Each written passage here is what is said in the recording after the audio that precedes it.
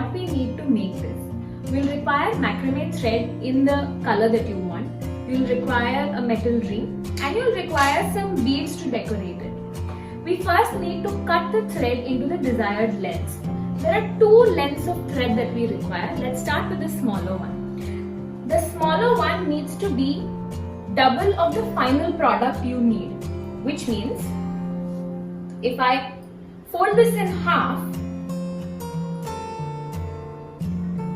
this is the length of my final product. That's how long I want my plant hanger to be.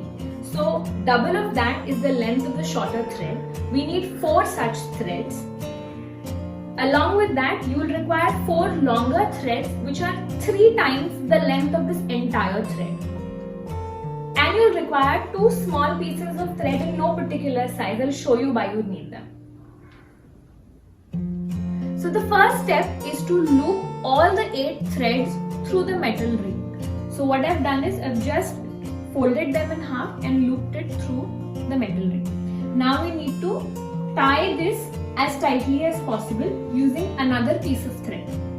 This is how we'll do it. So make a loop like this and then wrap around these threads. Let me show you. So we'll hold the thread like this in a loop, keep this outside of the ring and start tightly wrapping around all 8 pieces of thread as tightly as you can.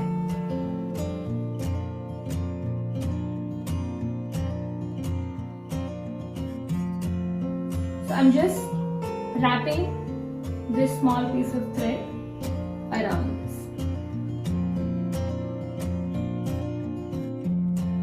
You can make this wrap as short or as long as you want. It's just a personal preference. Once you've reached the length that you like, loop this thread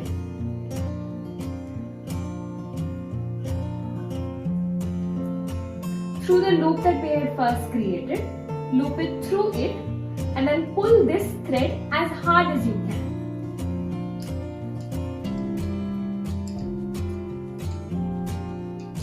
This will ensure that your knot is inside the wrap and is not seen outside.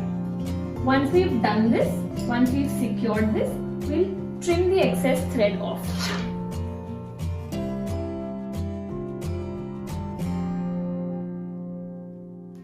Now the next step is for us to divide these 16 threads into pieces of 4. Each of the 4 sections will have 2 long threads and 2 short threads.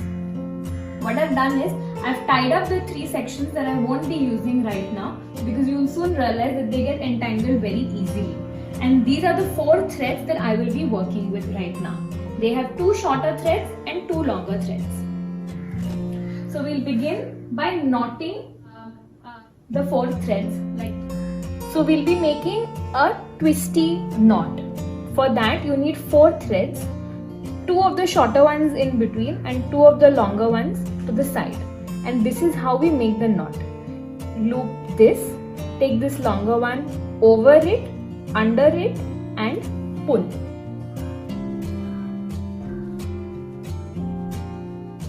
Pull as tightly as you can. Again, in the same direction. Loop this, take this over it, under it and pull. It's much easier than it sounds. Once you get a hang of it, it's very easy to do.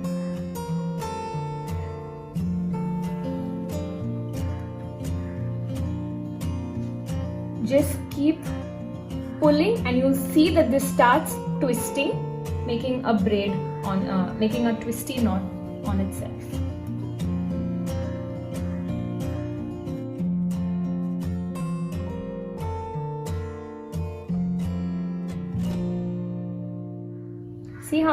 See how it's twisting?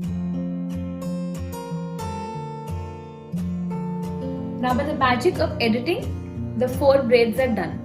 I have braided this till where I want my pot to begin. I've also added beads to this. Let me show you how. So you take the bead, you take the thread where you want to add the bead and add the beads to the middle strand like this.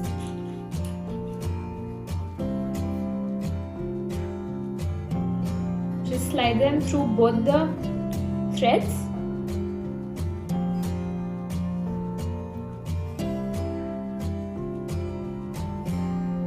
And continue making 2 loops.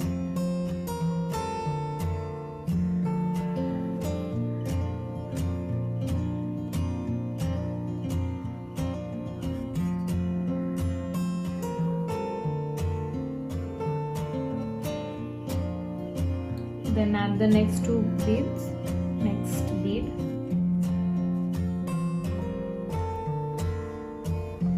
Through it. And continue braiding.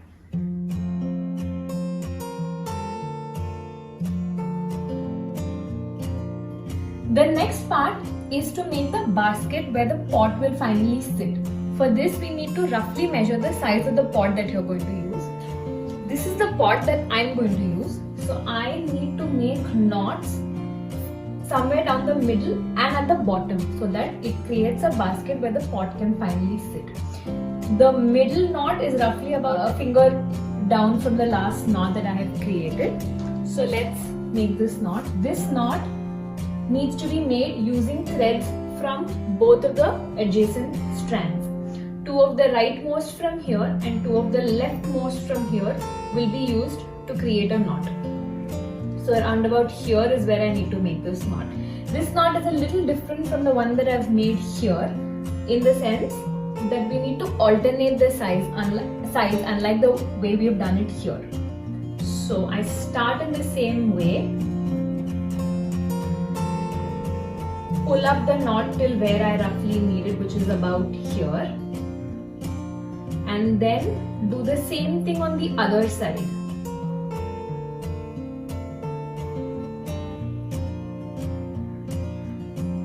Pull and make sure you stop at where we had decided. Repeat the same thing. Repeat the 2 knots again.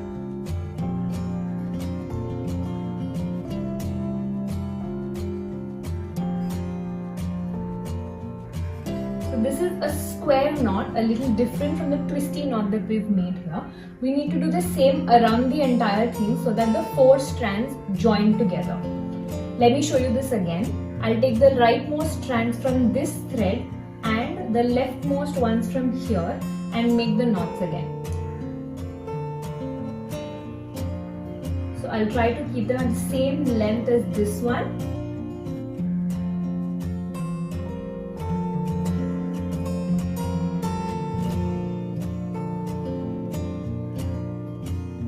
And then repeat. So we're making 2 square knots here.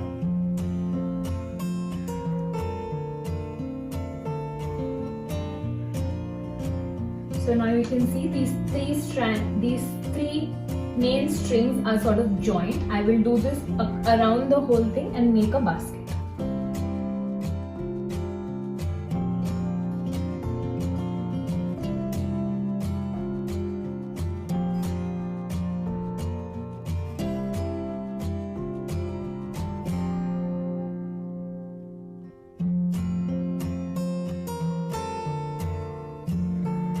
Now I'll take the last 2 strands from here and the last 2 strands from the first thread and repeat the same knot.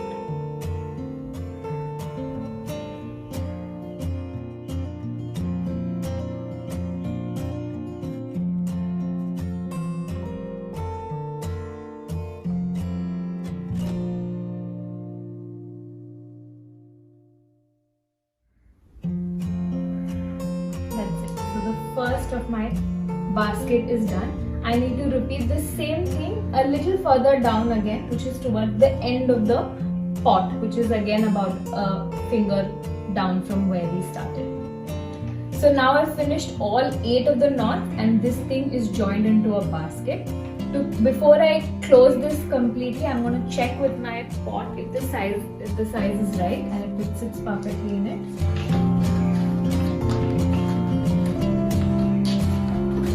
I want my pot to start from the last knot here You can always pull and adjust. So that sits perfectly. And then we'll gather all of these together and repeat the same knot as this one. So now I'll repeat the same knot as here, over here, using an extra piece of thread. We'll do the same loop and then wrap as tightly as we can. Make sure this is strong because it's going to hold your pot in place.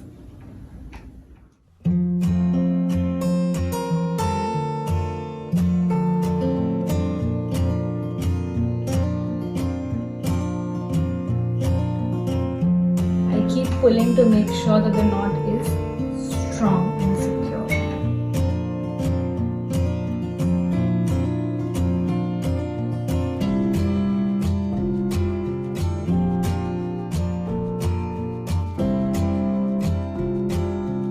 Again, the length of this can be as short or as long as you like it. It is a design preference.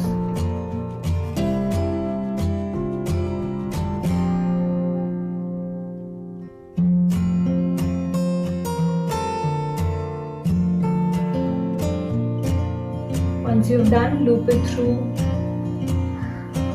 the loop that we left in the end and pull the excess thread through it. Now for the very last step, let's snip the excess thread from this. I'm going to first cut this, and then you can keep this as long as short as you like it, and you can keep it the same length. You can keep it varying length depending on how you like it. I'm going to keep it uneven and I'm going to keep it quite long because that's how I like it. Snip all of this. You can use this to make another smaller plant holder, that works too.